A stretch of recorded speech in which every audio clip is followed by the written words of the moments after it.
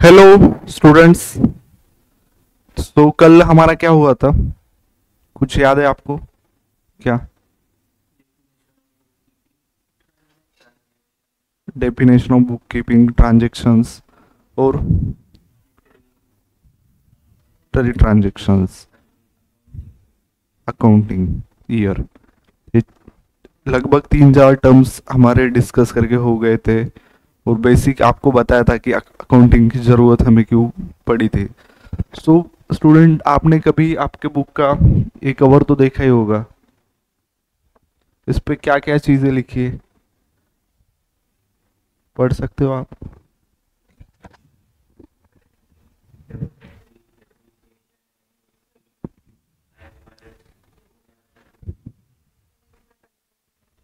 Hello Yogita, आवाज आ रही है आपको?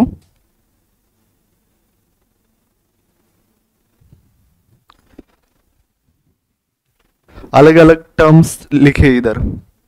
Purchase, drawing, ledger, asset, discount, credit, capital, sundry debtor, sales, owners equity, IFRS, depreciation, single entry, double entry, transaction. तो मैंने आपको जैसे फर्स्ट लेक्चर में बोला था कि हम क्या करने जा रहे हैं अभी। जो नया सब्जेक्ट है हमारा, उसको एकदम क्रैच से, यानी कोई बिल्डिंग बनती है तो कहाँ से स्टार्ट होती है?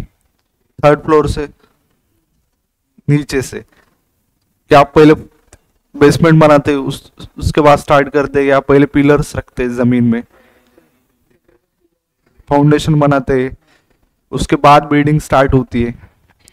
वैसे ही जब हमें यह हमारा सिलेबस स्टार्ट करना है, जैसे मैंने आपको कल बोला था कि सबसे पहले हमारी को इसमें क्या पढ़ना पड़ेगा, कि अकाउंटिंग की जरूरत क्यों पड़ी थी?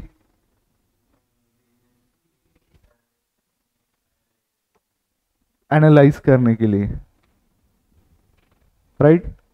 कि अभी समझो एक बिजनेसमैन है, वो कितने ट्रांजेक्शन याद कर सकता है आपको लगता है?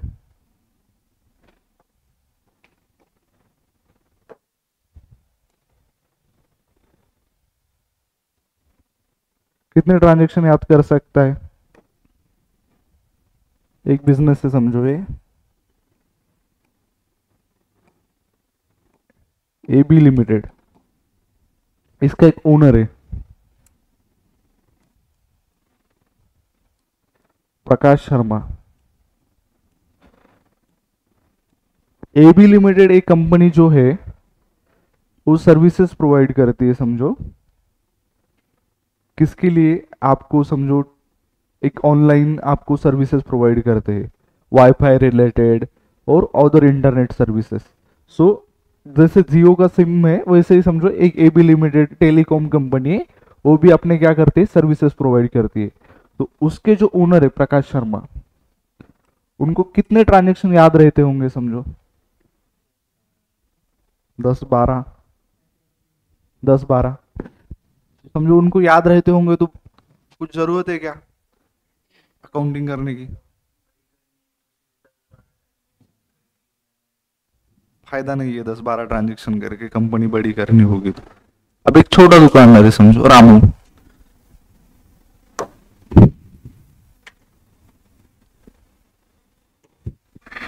एक दिख रहा है ना आपको? तितकी चांगली ड्रॉइंग नाही येत मला। एक रामू बोल के एक ग्रोसरी शॉप वाला है समझो, जिसको हम हिंदी में बोलते हैं किराना स्टोर। सो इसके पास दिन भर में कितने ट्रांजेक्शन होते होंगे? तुमको क्या लगता है किराना शॉप में कितने ट्रांजेक्शन होते हैं दिन भर में?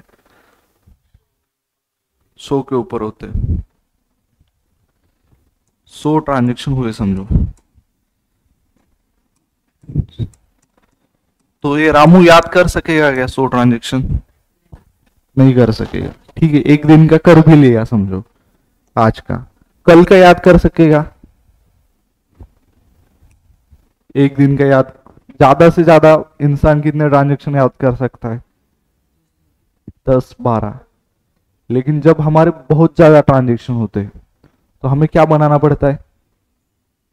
बुक्स बनाने पड़ते हैं। अभी एक रामू है समझो, वो कर भी लिया समझो, उसने ठान लिया कि मेरे को कुछ नहीं करना है, मेरे 10 प्रोडक्ट गए दिन भर में, 10 कस्टमर आए तो चलते, लेकिन मेरे को रिकॉर्ड याद करने, मेरे को लिखने नहीं है। ऐसा उसने ठान ही लिया कि समझो एक आदमी को सामान दे दिया, उसका नाम वो दिमाग में रटने लगा कि इसके साथ ये ट्रांजेक्शन किया। लेकिन ऐसा डीमार्ट में पॉसिबल है क्या? डीमार्ट में कितने ट्रांजेक्शन होते होंगे? दिन भर में कितने होते होंगे तुमको? 700-800। डीमार्ट के कितने स्टोर होंगे आपको लगता है इंडिया में? पुणे में ही कितने हैं? 2 है।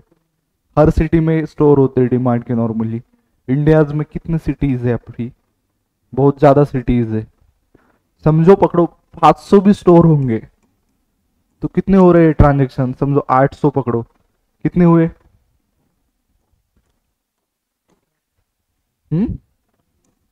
40,000 ट्रांजेक्शन। और ये कितने दिन में हुए? एक दिन में। डीमार्ट के ओनर पता है आपको कौन है? राधा कृष्ण दमानिया। उनको याद होते होंगे क्या? नहीं। सो हमें किस चीज की जरूरत पड़ती है? अकाउंटिंग रिकॉर्ड्स मेंटेन करने की, बुक्स ऑफ अकाउंट मेंटेन करने की, क्योंकि हमें इतने ट्रांजेक्शन याद नहीं हो सकते। और याद करने की कोशिश है क्या? एक बिजनेसमैन क्या करता है? बिजनेस करने के लिए बैठा है और ट्रांजेक्शन याद करने के लिए बैठा है? क्या बेसिक पर्पस क्या होता है? बिजनेस करना ना। सो आपको क्लियर हो गया कि क्यों अकाउंटिंग की जरूरत है। जो तुमने बुक कीपिंग की डेफिनेशन पढ़ी थी, क्या पढ़ी थी बुक कीपिंग की? अपनी डेफिनेशन क्या थी? रिकॉर्डिंग क्या हाँ हाँ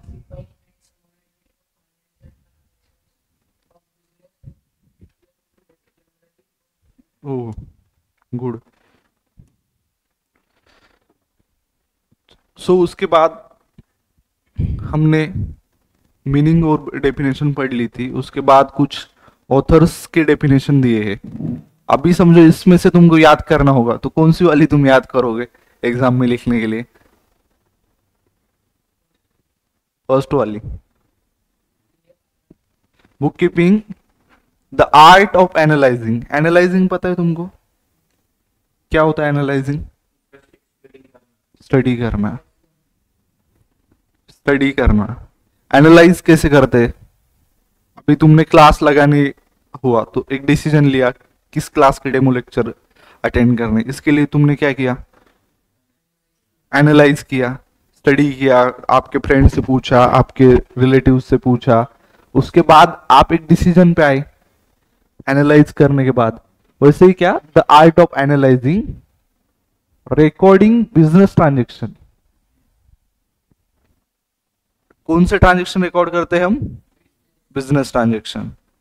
reporting result of business operation through periodic statement interpreting such result for the purpose of effective control of future operation। कुछ समझ में आया ये डेफिनेशन पढ़ के? क्या लगता है इसमें क्या दिया है?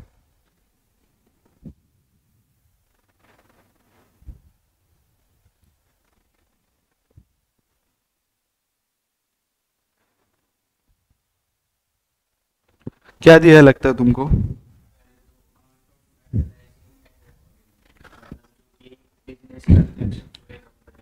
हाँ, रिकॉर्ड करना। हाँ, reporting of result of business operation. Reporting यानी क्या होता है पता है तुमको? तुम्हारा एक रिपोर्ट बनता था स्कूल में, क्या बोलते थे उसको? Report card. वो दिखाया जाता था किसको? घर वालों को। एक एनालाइज करके बिजनेस ट्रांजेक्शन के जैसे तुम्हारे मार्क्स उसमें लिखे जाते थे, उसके बाद एक रिपोर्ट बनता था थ्रू पीरियोडिक स्टेटमेंट। रिजल्ट क्या? वो जो तुम्हारा रिपोर्ट कार्ड था एक दिन का बना के देते थे क्या? पूरे साल का। वैसे ये क्या है, जो रिजल्ट है reporting result of business operation, reporting result of business operation through periodic statement. अभी रिपोर्टिंग रिजल्ट क्या होगा?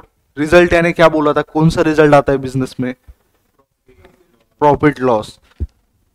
थ्रू पीरियोडिक स्टेटमेंट, पीरियोडिक यानी क्या? पर्टिकुलर पीरियड का। And interpreting such result, quarterly जैसे आपने बोला, सेमी एनुअली, एनुअली।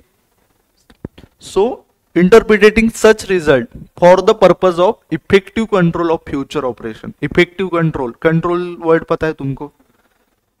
आपके घर वाले आप पे क्या रखते? कंट्रोल। क्यों रखते?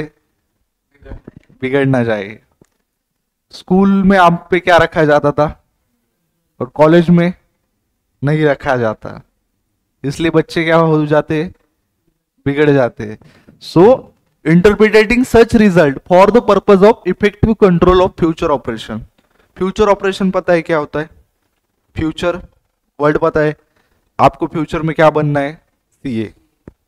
वैसे ही ऑपरेशन पता है, ऑपरेशन क्या होता है? डॉक्टर ऑपरेशन करते हैं, ओ अलग टाइप का है। हम किस में? कॉमर्स में। तो ऑपरेशन क्या होगा? बिजनेस का ऑपरेशन क्या होगा?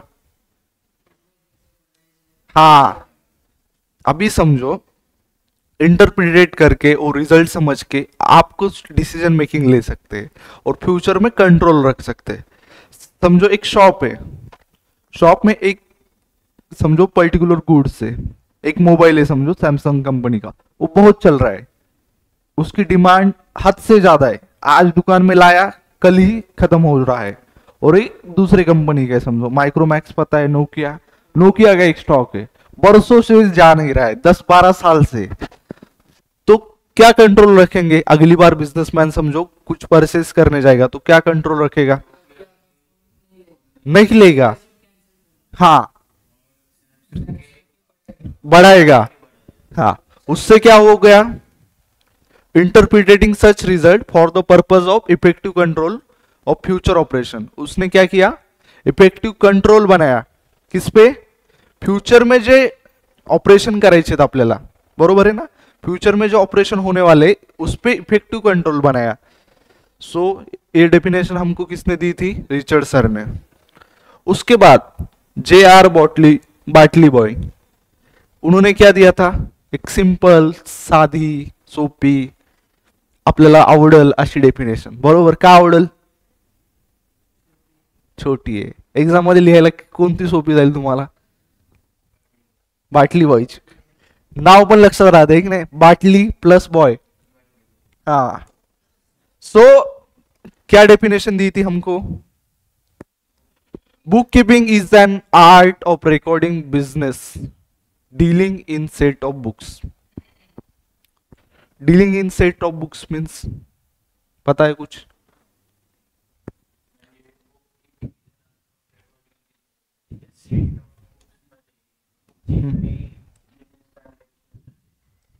रेकॉर्ड करणं, बरोबर।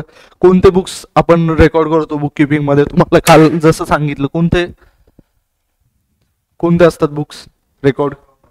बुक्स ऑफ अकाउंट्स असतात, बट काल सांगितले होते 4-5 टाईपचे आपण बनवतो बुक किपिंग मध्ये। कोणते असतात? सगळ्यात पहिले कोणतं असते बुक? आठवण, इट्स ओके, जर्नल। त्यानंतर कुठं क्लासिफाय करतो? लेजर। हा, तर हे कोणते आहेत? सेट ऑफ बुक्स आहेत, कशाचे? बुक किपिंग मधले। त्यानंतर काय? आणखी 2 डेफिनेशन दिलेले आहेत। सो सिमिलरली सगळ्या डेफिनेशन सारख्याच आहेत। Bookkeeping is an art of, art तर शब्द विसरायची गरजच नाही, तुम्ही सायन्स मध्ये आले तरी आर्ट तुमच्यासोबत जाणार नाहीये।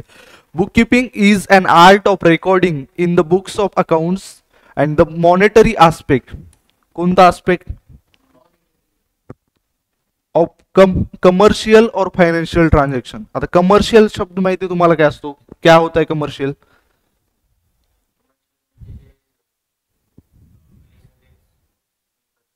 नॉर्मली सगळेच काय करतात? कमर्शियल गोष्टी असतात। काय असतात कमर्शियल? काय?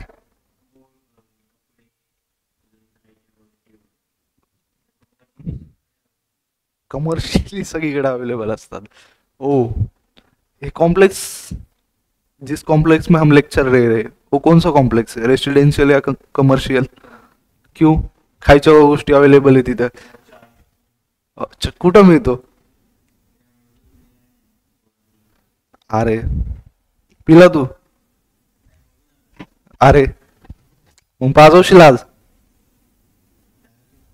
अरे ठीक आहे, जाऊ दे, मी पाजवतो तुला, काळजी करू नको. चला तर बघूया आपण कमर्शियल म्हणजे काय असतो. काय असतो की ज्या गोष्टी बिझनेस साठी असतात. बिझनेस कमर्शियल नॉर्मल गोष्ट है. कमर्शियल म्हणजे काय, असं काय वेगळा कुछ अलग मीनिंग नहीं है उसका. क्या है, बिझनेस से रिलेटेड आहे. फायनान्शियल ट्रान्झॅक्शन म्हणजे कोणते ट्रान्झॅक्शन असतात? पैशाचे. एवढं समजलं. Book keeping is science and art of correctly recording. Next definition क्या है? Correctly recording. कुछ भी रिकॉर्ड कर सकते हैं क्या? क्या रिकॉर्ड करना है? Correctly recording in the books of accounts all those business transactions that result in transfer of money or money's worth. कुछ भी ट्रांसफर करके हो सकता है क्या? कौन से ट्रांजेक्शन रिकॉर्ड करने हैं हमें जिसमें मनी और मनीज वर्थ प्रेजेंट है?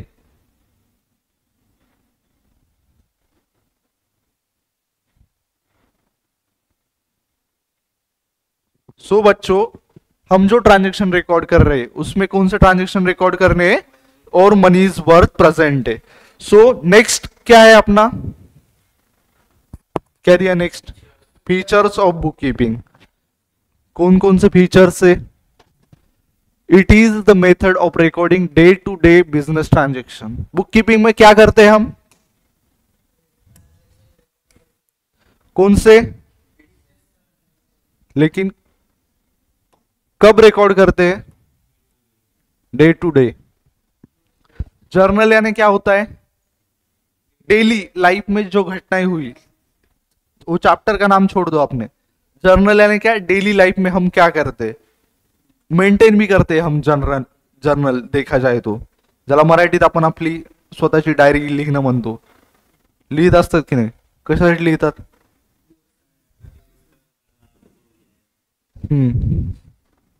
मे बी तुम बघितलं असेल, अगर आप ओल्ड मूवीज में देखते होंगे, जो ऐसे पुराने लोग रहते उनके पास एक डायरी होती है, उसमें लिखा जाता है पूरी चीजें. आजकाल स्मगलर्स पण त्यांच्या गोष्टी त्याच डायरीत लिहिल्यात. माहिती ना तुम्हाला? कुठं किती हिशोब झाला, किती लोकांकडून किती वसूल करायचं, ह्या गोष्टी पण लिहितात. ओ, कुठे माल येणार आहे? हा, तर इकडे बघा. It is the method of recording day to day business transaction. कौन से ट्रांजेक्शन रिकॉर्ड करते हैं हम? Only financial transaction are recorded. मुझे कुछ अलग दिया है क्या फीचर्स में? उसको ही घुमा फिरा के लिखा है. उसके बाद क्या दिया है इसमें? All records are prepared for specific period which are useful for future. Future reference यानी क्या होता है? हाँ हाँ, रेफरन्स साठी यूज करू शकतो. जसं की मी तुम्हाला सांगितलं, सॅमसंगचं स्टोर होतं आपलं, आपलं कशाचं? मोबाइल का स्टोर था. उसमें क्या हुआ? सैमसंग के मोबाइल बहुत ज्यादा जा रहे थे लेकिन नोकिया के नहीं जा रहे थे. सो फ्यूचर में जब परचेज का ट्रांजेक्शन करना है तो उधर क्या करेंगे? नोकिया का नहीं लेंगे और किसका लेंगे? सैमसंग का लेंगे. क्यों लेंगे सैमसंग का? और वो हमें कैसे समझ में आया? बुक कीपिंग से. वो क्या है? फ्यूचर रेफरेंस से. So a specific period. A specific period यानी क्या होता है? हाँ, उसको स्पेसिफिक पीरियड कहते हैं. क्वार्टरली. क्वार्टरली यानी कितने मंथ्स होते? 3 मंथ्स होते. एन्युअली यानी कितने होते? 12 मंथ्स. सो ये जो पीरियड होता है वो क्या होता है? Specific period. ऐसे कुछ भी पीरियड का ले सकते हैं क्या? 4 साल 3 महिने 32 दिवसाची अकाउंटिंग केली असं लिहू शकतो का आपण? नाही. स्पेसिफिक पीरियड असतो. त्यानंतर काय? Record of transaction are based on rules and regulation. कसं पण, कुठं पण, कधी पण मनात आलं रेकॉर्डिंग करता येईल का? हॉटेलवाला आहे, वाटलं वडापावच्या याच्यावर लिहून ठेवा दिवसभरात काय ट्रान्झॅक्शन झालेत. न्यूजपेपरवर लिहून ठेवा थोडं काय झालं ते. जिथं वाटलं तिथं भिंतीवर लिहायचं थोडं. चालतंय का? नहीं चलेगा, किधर लिखना पड़ेगा, जो रूल्स और रेग्युलेशन में बताए. सो रूल्स अँड रेग्युलेशन काय सांगतात, बुक्स ऑफ अकाउंट कसे मेंटेन करा एक व्यवस्थित सिस्टमॅटिक वेनी. नॉर्मली हे मेंटेन केले जातात एक तर आपल्या कशामध्ये, नोटबुकमध्ये किंवा ऑनलाईन, कुठं पण कसे पण मेंटेन करू शकतो का. सो त्यानंतर आपलं फिफ्थ फीचर काय, it is an art of recording business transaction scientifically. So बाळांनो, तुम्हाला यातलं एक तरी हार्ड वाटलं का काही, तेच दिले.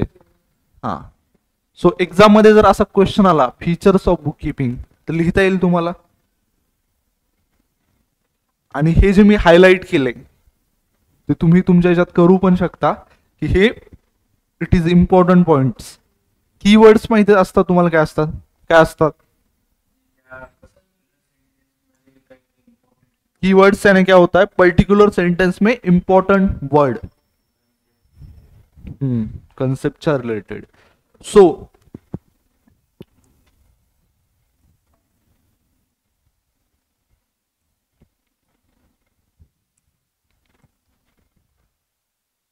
आणि या डेफिनेशन पैकी तुम्हाला जी सोपी वाटेल ती तुम्ही लक्षात ठेवू शकता, जो भी तुमको इझी लगे. वर्ष कोणती पण लिहू शकता. ही हे मिनिंग आहे बघ.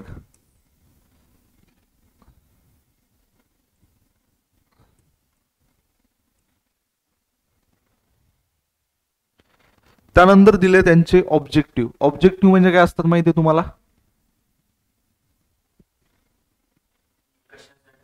कशासाठी करायचे. तुमचं ऑब्जेक्टिव्ह काय, क्लास लावण्याचं. कॉमर्समध्ये ओव्हरऑल स्टडीज मध्ये चांगले मार्क्स पाहिजेत, बरोबर आहे. त्यासाठी तुम्ही काय केलं, क्लास लावले, बरोबर आहे. तर इकडे बघा, मेन ऑब्जेक्टिव्ह म्हणजे काय असतात, टाइम फ्रेम गोल्स असतात. आता गोल्स माहित पाहिजे. ऑब्जेक्टिव्हची डेफिनेशन मध्ये गोल्स आले. गोल्स काय असतात, लक्ष्य को पाना है. सॉन्ग ऐकले का तुम्ही कधी, इस लक्ष्य को काय, लक्ष्य को हर हाल में पाना है. सो काय असते आपल्याला लक्ष्य. बुक किपिंग का करायची, असंच नाही बा, काहीतरी विचारत असायला पाहिजे मागे का करायचंय, क्लिअर पाहिजे ना. आता तुम्ही क्लासला आला, तुमचं गोल काय, गोल आणि ऑब्जेक्टिव्ह काय, 11 कॉमर्स मध्ये चांगले मार्क्स घ्यायचे. कसे, अभ्यास करून चांगले मार्क्स घ्यायचे. आणखी तुमचं कॉलेज स्टार्ट झालं नाही तरी पण तुम्ही क्लास जॉईन केला. रिझन बिंग काय होतं, अभ्यास चांगला होईल, बरोबर आहे. आत्ता जे मुलं आहेत समजा, जे घरी सुट्ट्या मनवत आहेत, कॉलेज कधी लिस्ट लागेल या गोष्टीची वाट बघत हॉलिडेज सेलिब्रेट करत आहेत, त्यांच्यापेक्षा तुम्ही आज कुठं आहात, 1-2 स्टेप पुढे आहात. म्हणजे तुमचे लाईफ मधले जे तुमचे ऑब्जेक्टिव्ह आहेत, कशासाठी करायची ही गोष्ट क्लिअर आहे, बरोबर आहे. आता एवढ्या सकाळी तुम्ही उठून एवढ्या पावसात इथे आला, बरोबर आहे, बाहेर पाऊस पडत होता तरी पण तुम्ही क्लासला आल्या. रिझन बिंग की काय, तुमचे ऑब्जेक्टिव्ह क्लिअर आहे, तुम्हाला लाईफ मध्ये काय करायचं. तसं हे बुक किपिंगचे आपल्याला ऑब्जेक्टिव्ह काय पाहिजेत, क्लिअर पाहिजेत. काय करायचं ते, कशासाठी करायचं, उगाच करायची म्हणून करायची का. सगळ्यात पहिलं ऑब्जेक्टिव्ह वाचा आणि मला कोणीतरी एक्सप्लेन करून सांगा काय. The main objective of bookkeeping is to keep a complete and accurate record of all financial transaction in a systematic, orderly and logical manner. Orderly, systematic. So बच्चों, कुछ समझ में आ रहा है इसको पढ़ के क्या, काय लक्षात येते रे वाचून, काय.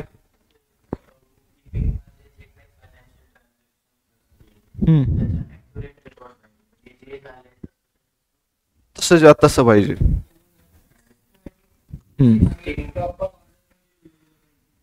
प्रॉपर ऑर्डर मध्ये लिहिलं गेलं. ठीक आहे. आता समजा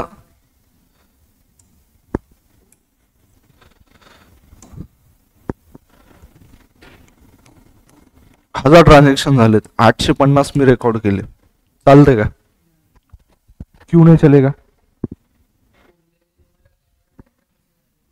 यस. त्यासाठी कोणतं रेकॉर्ड पाहिजे?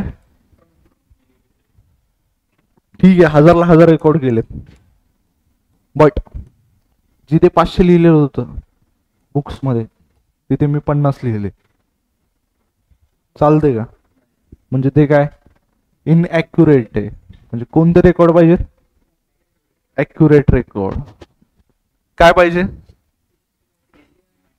सिस्टमॅटिक म्हणजे काय? तुम्हाला सांगितलं एक सिस्टम, एक मेथड फॉलो केली पाहिजे. त्यानंतर पुढचं दिले ऑर्डरली, म्हणजे पहिले काय करायचं, फायनल अकाउंट बनवायचं, नंतर जर्नल एंट्रीज पास करायच्या, चालते का? त्यामध्ये काही लॉजिक आहे का? म्हणजे काय असलं पाहिजे? Orderly and logical manner. थोडंसं आपण आपलं पण डोकं, सीए फायनलचा सिलेबस अगोदर करायचा आणि नंतर बघायचं 11वीचं काय होतं, असं चालतंय का? काय करावं लागेल? हा, एवढं समजलं.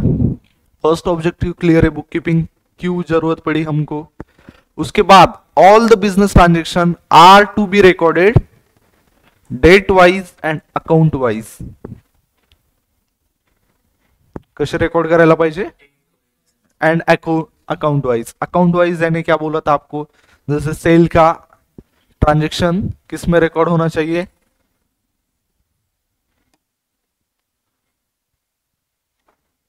किस में रिकॉर्ड होना चाहिए सेल का ट्रांजेक्शन?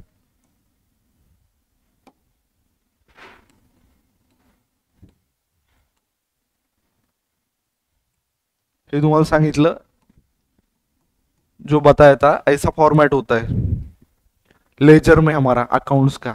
तो सेल के ट्रांजेक्शन कहाँ रिकॉर्ड होने चाहिए? सेल्स में. परचेज के परचेज में.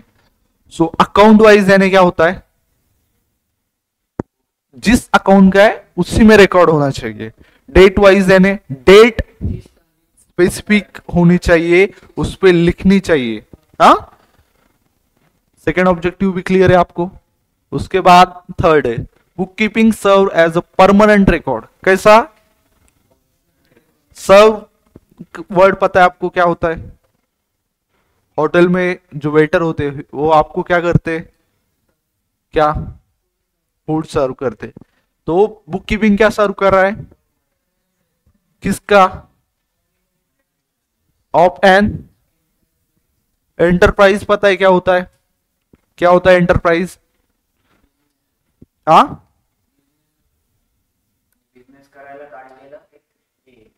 शॉप एंटिटी, त्याला आपण काय म्हणतो? एंटरप्राइज. बरोबर आहे. सो त्यानंतर काय आहे? Enterprise business and it can be produce evidence. Evidence शब्द पता है आपको? तुम स्टेट बोर्डला होते का? स्टेट बोर्ड एक इव्होल्युशन असं काहीतरी. इव्हिडन्स पता आहे तुमको क्या आहे? इव्हिडन्स म्हणजे काय असतो? प्रूफ, पुरावा. कशासाठी लागतो? इव्हिडन्स कहाँ मांगते जनरली? कोर्ट में. हाँ, whenever and wherever required. whenever and wherever required. कुठं पण कधी पण कसं पण मागितलं तरी आपल्याकडे काय असतो? परमनंट रेकॉर्ड, जो आपण कसा यूज करू शकतो? As an evidence, proof. कुठं पण कसा पण. फक्त कोर्ट मध्ये यूज करू शकतो का? बँकेत तुम्हाला विचारलं, तुम्हाला लोन पाहिजे, काय बघणार?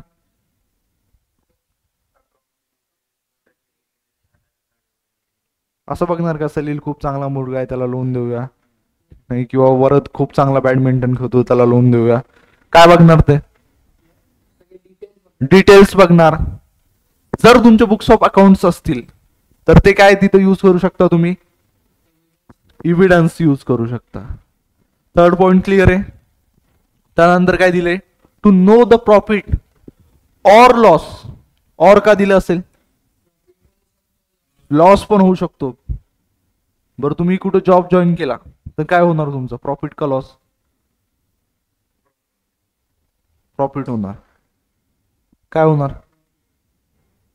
जॉब मध्ये काय प्रॉफिट काय लॉस असते का बाळांनो? अरे जॉब मध्ये कुठं प्रॉफिट लॉस असतो? जॉब मध्ये तुम्हाला सॅलरी भेटती माहिती ना. सॅलरी, प्रॉफिट किंवा लॉस काय असतो का? सॅलरी जस्ट एक इन्कम असते तुमची. हा, कुठं पण काही पण होत नसतं. So to know the profit और loss of the business during in a financial year. कशामध्ये? एका फायनान्शियल इयर मध्ये प्रॉफिट किंवा लॉस झालंय ही गोष्ट आम्हाला समजते. त्यानंतर पुढचा पॉइंट काय? To know the total assets and liabilities of the enterprises. Word आलाय असेट. माहिती तुम्हाला असेट काय असती? असेट क्या होता है पता है?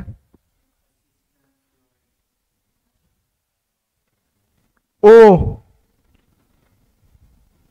लायबिलिटी. लायबिलिटी सलील परत एकदा काय म्हणला? असेट मीन्स,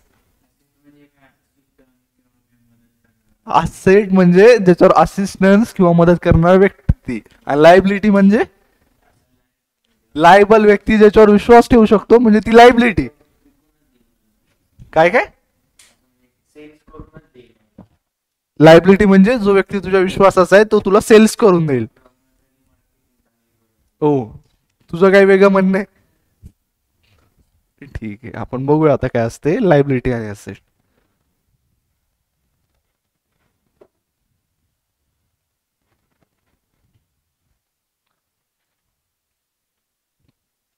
काय दिलं इथं? Asset means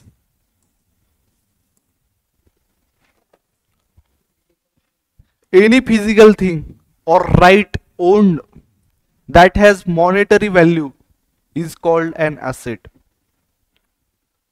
any physical thing म्हणजे काय? जसे बेंच आहे, बोर्ड है, ये क्या है अपनी? असेट है, क्योंकि उसे क्या है? Monetary value. इस बेंच को अभी बेचने जाए तो बेच सकते, बेचेंगे, बेच सकते कि नहीं? बोर्ड को बेचेंगे, बेच सकते. Right owned. राइट यानी क्या पता है क्या होता है? क्या?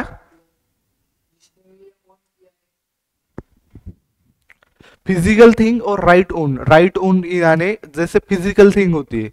फिजिकल थिंग यानी क्या? जैसे अपना ये बोर्ड है समझो, क्लास में और भी चीजें जैसे क्या है, क्या क्या दिख रहा है तुमको फिजिकल थिंग? या कंप्यूटर और एसी, कैमरा और फैन. ओ, सो ये सब चीजें क्या है? फिजिकल असेट है. लेकिन कुछ चीजें होती है जो हमें दिखाई नहीं देती, लेकिन वो असेट होती है. Equity, बिझनेसची equity. ओ, तर इंटेंजिबल गोष्टी असतात. जसं या कम्प्युटरमध्ये आपण एक सॉफ्टवेअर घेतले ओबीएस, जे आपण विकत घेतले आणि ते आपल्याला लॉंग टर्म मध्ये बेनिफिट देणार आहे जोपर्यंत आपला क्लास चालू आहे. सो ती गोष्ट काय दिसतीये का तुम्हाला? बट आहे की नाही? वायफाय दिसते तुम्हाला? वायफाय बट आहे. तर हे काय आहेत? इंटेंजिबल असेट आहेत. वायफाय तरी कन्सिडर नाही करू शकत, बट कंप्यूटर मधले सॉफ्टवेयर असतात. कंप्यूटर में जो सॉफ्टवेयर होते हैं, अलग अलग पेटेंट्स पता है? पेटेंट्स क्या होते पता है? हाँ, कुछ तो इनोवेटिव किया, उसके बाद आप क्या करते हो? पेटेंट रजिस्टर करते हो. जैसे कोविड की लस पता है, आप बना सकते हो क्या? क्यों? हाँ हाँ, हाँ, तो उसने क्या किया है? वो रजिस्टर किया है. ऐसे किसी को भी लाके कुछ भी बना सकते हैं क्या? नहीं. सो जो इंटेंजिबल होते, जैसे कंप्यूटर का सॉफ्टवेयर, कोविड की लस हो और अलग अलग उसी टाइप की चीजें, वो क्या है? इंटेंजिबल है. एक गुडविल बोल के आगे आपको एक टर्म आएगी गुडविल, यानी गुड क्या होता है, अच्छा, विल यानी इच्छा, म्हणजे मिनिंग काय असायला पाहिजे त्याचा, चांगली इच्छा, बट तसा आहे का, नहीं। गुडविल यानी क्या होता है, रेपुटेशन होती है, क्या होता है, रेपुटेशन। आला आहे तर कंप्लीट करून घेऊया। Goodwill may be describe as aggregate of intangible attributes, intangible, फिजिकलला आपण काय म्हणतो, टँजिबल, आणि हे काय, of business which contribute to its super earning capacity over normal return on investment. Goodwill म्हणजे काय असती, समजा पकडा ऍपल, माहिती तुम्हाला, ऍपलने उद्या ही पेन लॉन्च केली, ही नॉर्मली पेन 300 रुपयाला भेटते, आणि ऍपलची जर असेल तर कितीला भेटेल, तुम्हीच सांगा, 1000, 2000, 5000, हे तुम्ही बोलले रेट आहेत, मी बोललो का, नॉर्मली कितीला भेटते, 200 रुपयाला, समजा 200 ला 300 ला, बट ऍपलनी जस्ट लॉन्च केले म्हणून याची प्राइस किती आहे, ओ, सो ही काय आहे गोष्ट, हे काय, सुपर अर्निंग कॅपॅसिटी, सुपर म्हणजे माहित असते तुम्हाला काय, सुपरमॅन, तसं आहे का काही, सुपर म्हणजे जास्त, सुपेरियर, अर्निंग कॅपॅसिटी म्हणजे काय, कमवण्याची क्षमता, ओव्हर म्हणजे काय, त्यापेक्षा जास्त, काय, नॉर्मल रिटर्न ऑन इन्वेस्टमेंट, जो नॉर्मल रिटर्न होते इन्वेस्टमेंट पे उससे कहीं ज्यादा अगर आप रिटर्न कमा सकते हैं, जस्ट बिकॉज कशामुळे, इनटेंजिबल ऍट्रिब्यूट्स ऑफ बिझनेस। टॅग, समजा डॉमिनोजचा एक पिझ्झा आहे आणि नॉर्मल इथे एक शेवजी पिझ्झा आहे समजा, तर कोणता घेसाल तुम्ही, डॉमिनोज, वाय, ब्रँड आहे, ब्रँड, बरोबर, ब्रँड आहे। बीएमसी ला का ऍडमिशन घ्यायची इच्छा आहे तुझी, वसंतराव मोरे नावाचे कॉलेज आहे बाजूला, काय घेशील तू तिथं, बेस्ट कॉलेज आहे, काय त्याची रेप्युटेशन आहे, गुडविल आहे, त्यामुळे स्टुडंट काय होतात तिथं ऍडमिशन घेतात, बरोबर आहे। तरी कॉलेज तरी वेगळी गोष्ट आहे की बा जिथं आपण कमर्शियल पर्पज साठी नसतो, बट डॉमिनोज काय, डॉमिनोज सुपर अर्निंग प्रॉफिट कमवतो, ऍपल सुपर अर्निंग प्रॉफिट कमवतो, तर ते काय आहेत, काय बिझनेस आहे, ती तर गोष्ट आहेच, बट कशामुळे कमवतायत, गुडविल, चांगली रेप्युटेशन आहे त्यांची। तुम्ही इथं सायली सक्सेस मंत्रामध्ये क्लास लावला का, चांगली रेप्युटेशन आहे, तुम्हाला कुणीतरी रेकमेंड केलं, तुम्हाला वाटलं बरोबर आहे, हे जेव्हा तुम्ही ऐकलं म्हणजे तुम्ही काय ऐकलं, क्लास बद्दल, हा चांगलं ऐकलं, बरोबर आहे, जेव्हा तुम्ही ह्या चांगल्या गोष्टी ऐकल्या तेव्हा तुम्ही इकडे क्लासला आल्या, म्हणजे काय झालं, रेप्युटेशन मुळे आल्या, बरोबर आहे।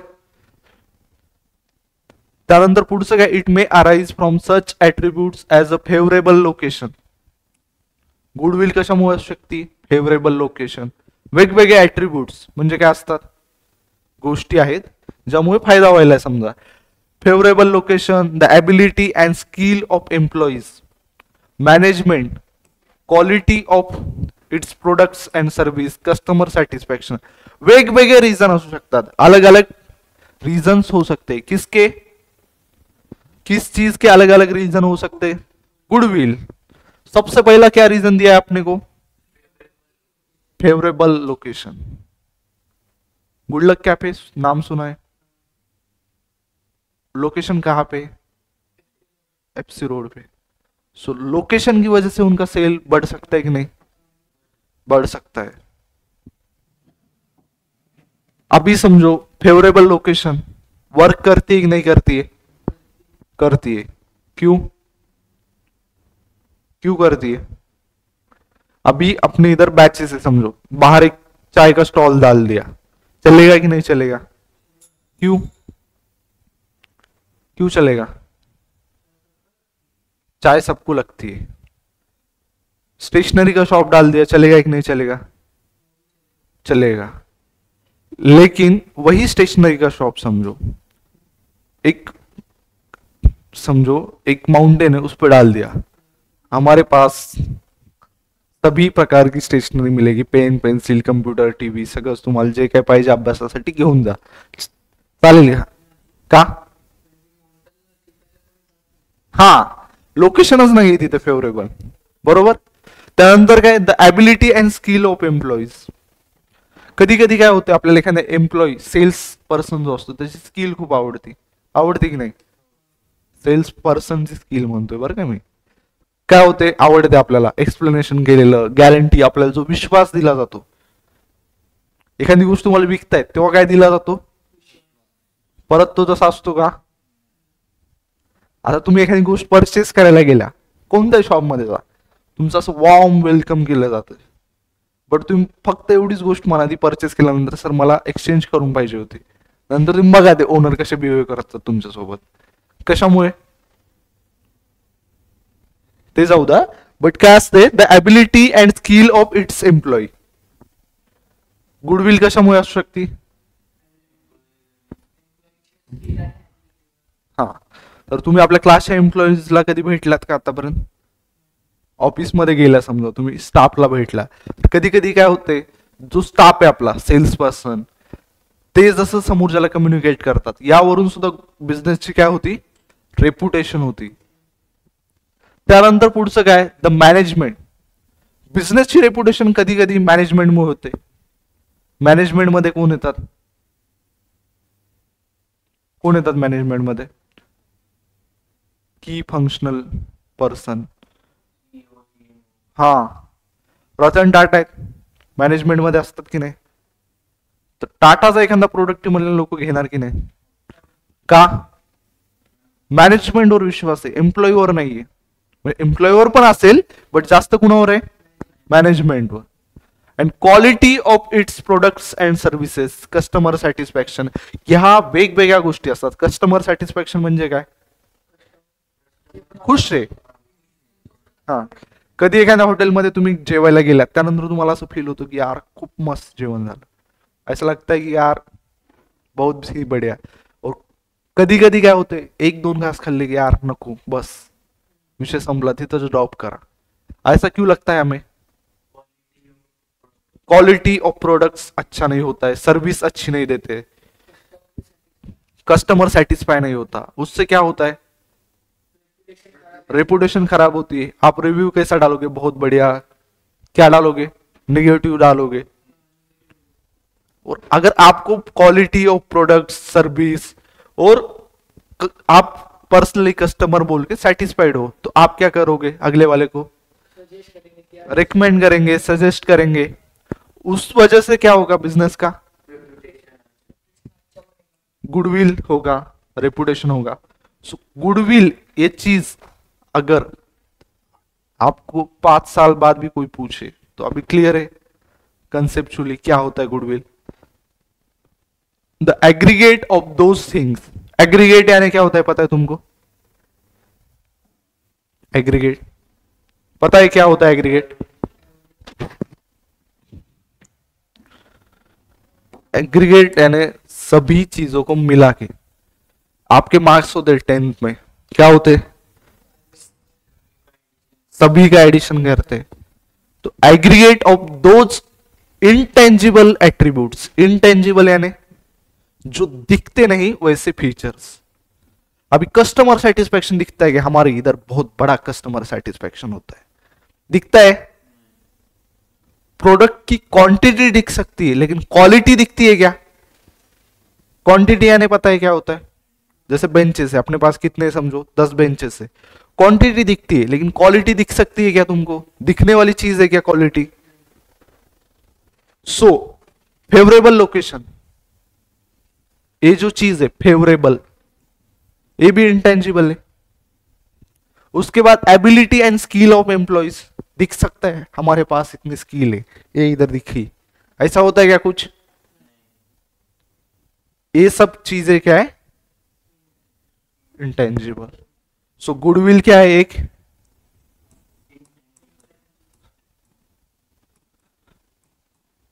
tangible assets. So बच्चों, going back to main thing, क्या assets.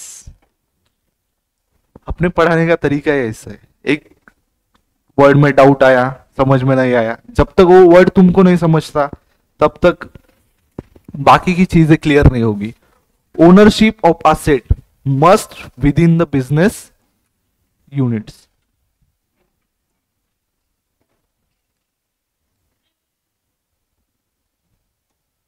सो समझ में आया, एनी फिजिकल थिंग और राइट ओन. अभी राइट ओन यानी क्या होता है, इंटेंजिबल चीजें that has monetary value is called as an asset. The ownership of asset, क्या ownership of the asset must be with business unit. Ownership जो right है वो किसके साथ होना चाहिए, बिजनेस के साथ.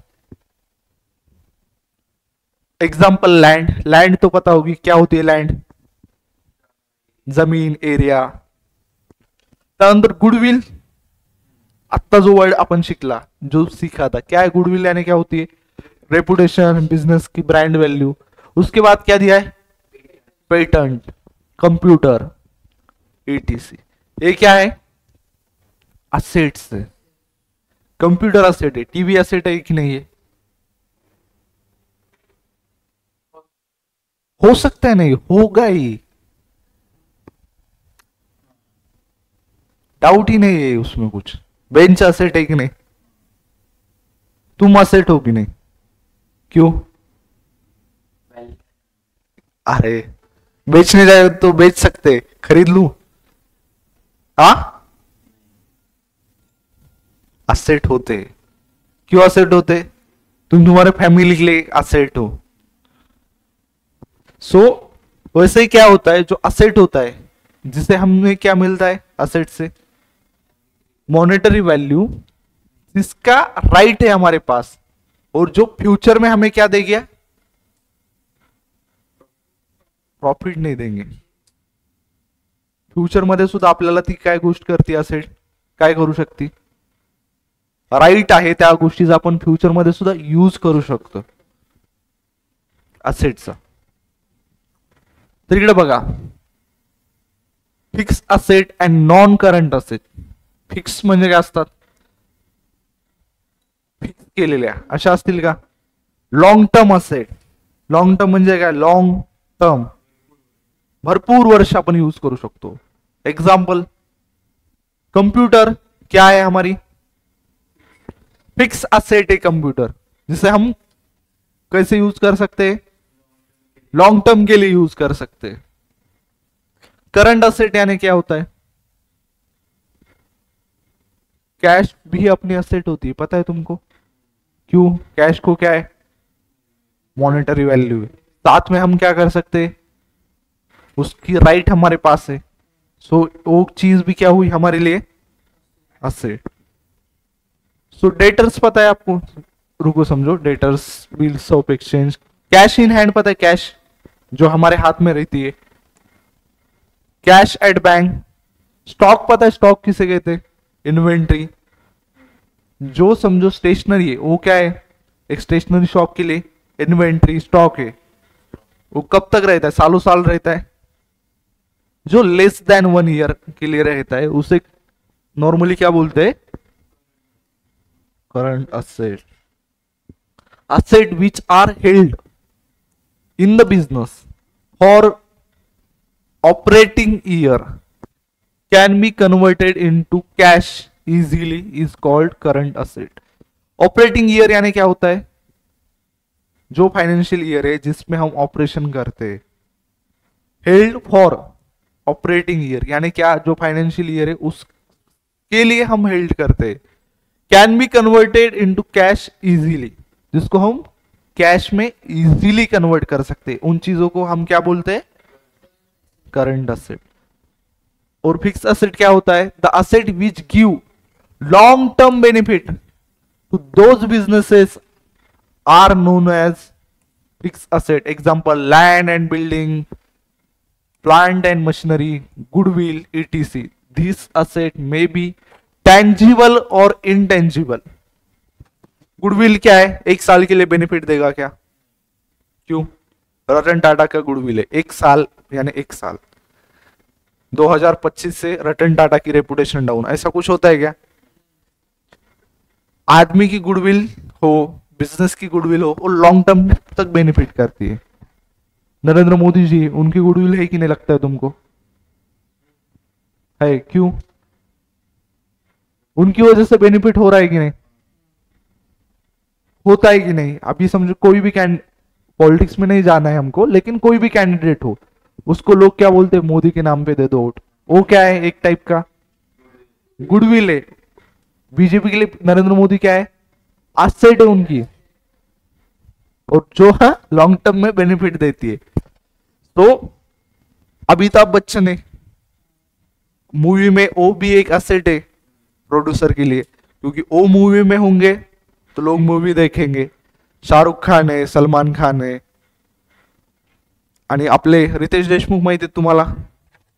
वेड लाव, वेड लाव, ते पण काय, अरे ऍक्शन नाही करायचं आपल्याला इथे, सो ते काय असेट आहेत। आता रितेश देशमुख समजा एखाद्या मूवी मध्ये कोणते का आपण 1 वर्ष बघतो, पुढच्या वर्षी नाही झाली, असं होतंय का? लॉन्ग टर्म मध्ये बेनिफिट देते। करंट असेट काय? ऑपरेटिंग इयर साठी विदिन 1 वर्षात आपण काय करतो? ते विकून टाकतो। लॉन्ग टर्म असेट पण आपण विकतो इन केस जर आपल्याला गरज पडली, पण जनरली आपण असं करत असतो का? एक कम्प्युटर आणलं 1 वर्षाच्या आत विकलं, मोबाईल आणला 1 वर्षाच्या आत विकला, असं होतं का? काय विकतो आपण जनरली?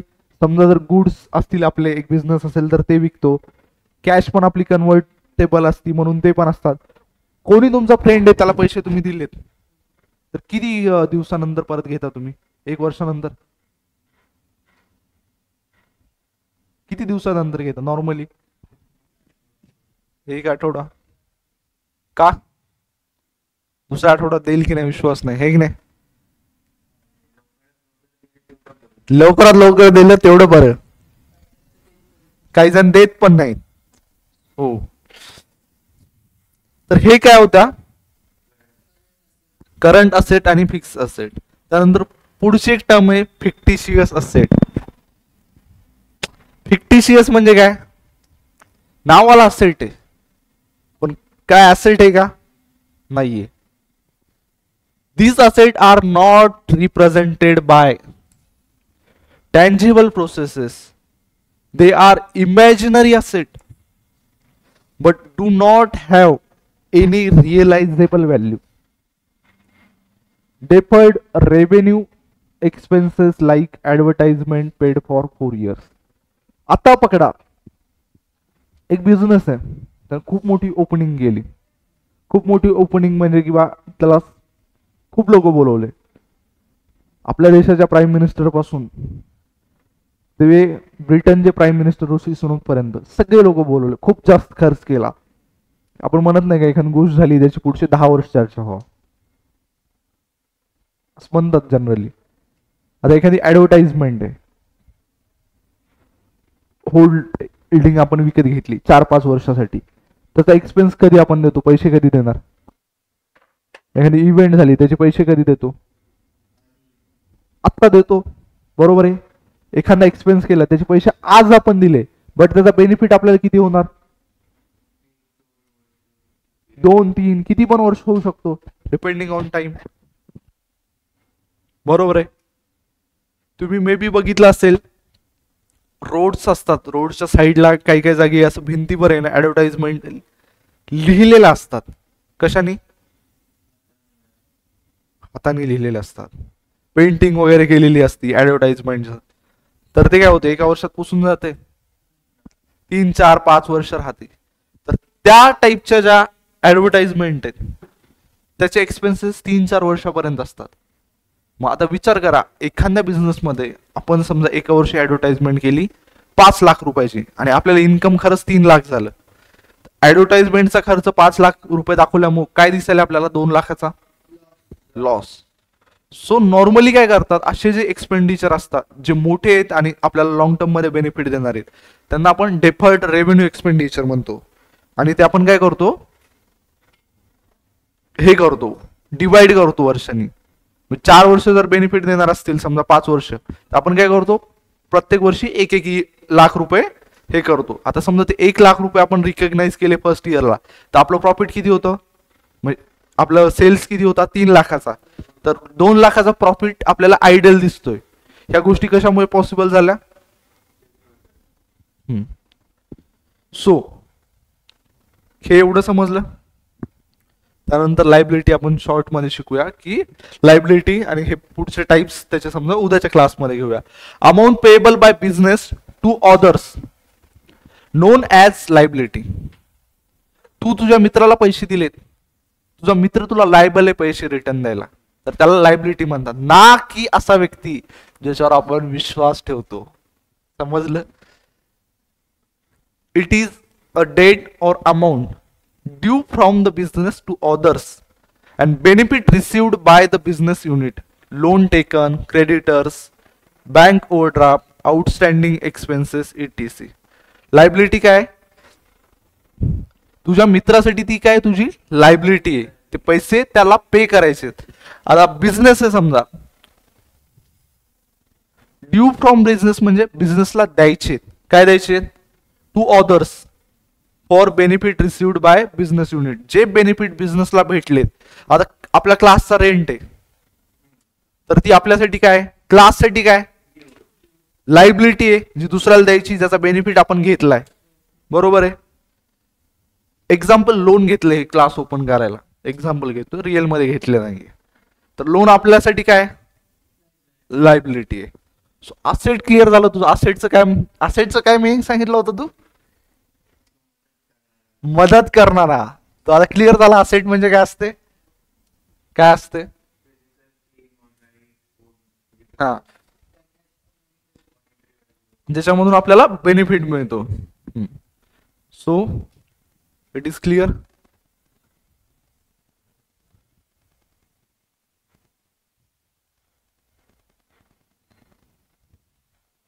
टू नो, आता इकडे बघा, to know total asset and total liability of the enterprises. Clear झाली.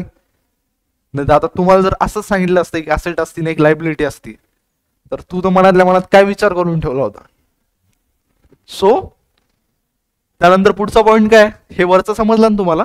टोटल असेट म्हणजे काय, टोटल ज्या आपल्या असेट आहेत ज्यातून आपल्याला मॉनिटरी बेनिफिट्स मिळणार. आणि लायबिलिटीज म्हणजे काय, टोटल पैसे द्यायचे. आता ही बिल्डिंग काय असेट आहे, क्लासचा रेंट काय लायबिलिटी आहे. बरोबर. त्याच्यानंतर पुढचा पॉइंट काय, to know what businesses own to others and what others own to him. म्हणजे जे दुसरे लोक आहेत, जी समोरची पार्टी जी आपल्याकडून परचेस करते, त्यांना आपल्याला काय द्यायचंय, आणि आपण ज्यांच्याकडून परचेस केले त्यांना आपल्याला काय द्यायचंय. ह्या ज्या गोष्टी आहेत याला एक स्पेसिफिक टर्म आहे. काय टर्म आहे आपल्या याच्यात दिलेली,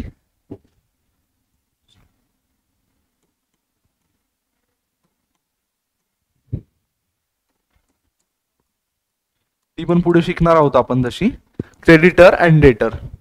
डेटर्स मीन्स क्या, आता सपोज पकड वरद, तुला मी काय केले 1000 रुपये दिले, तर तू माझा डेटर्स आहे. काय का, ओन्स टू अदर्स, म्हणजे मी काय केलं, तुला काही गोष्टी दिल्यात, म्हणजे पैसे दिलेत समजा, आणि तुझ्यासाठी मी कोण आहे क्रेडिटर. का, what others own to him, म्हणजे दुसऱ्याला तुला काय द्यायचंय. समजलं. त्यानंतर पुढचा पॉइंट काय, businessman come to know the current year progress over previous year and compare its financial result with other business enterprises in similar line. काय समजेल त्याला, करंट इयरची progress as compare to previous over to previous year. Comparison करू शकतो book keeping ना. कसं की मागच्या वर्षी सेल्स किती झालता, 8 लाख रुपयाचा झालता आणि यावेळेस जर 10 लाखाचा झाला तर म्हणजे काय झाला, सेल 2 लाखांनी वाढला. बट मागच्या वेळी 15 लाखाचा झाला आणि यावेळेस 5 लाखाचा झाला, म्हणजे याचा अर्थ काय, 10 लॅक्सनी काय झाला, कमी झाला. सो हे काय करू शकतो, कंपॅरिझन करू शकतो. सो आपले पॉइंट्स काय झाले आज, फीचर्स, ऑब्जेक्टिव्ह, डेफिनेशन्स आणि त्यानंतर काय शिक, असेट्स आणि लायबिलिटीची आपण स्टार्ट केले, जे उद्या करूया. सो तुम्हाला काही doubt, online students, any doubt? So समजते तुम्हाला व्यवस्थित. घरी गेल्यावर याला परत एकदा रीड करा. Thank you so much.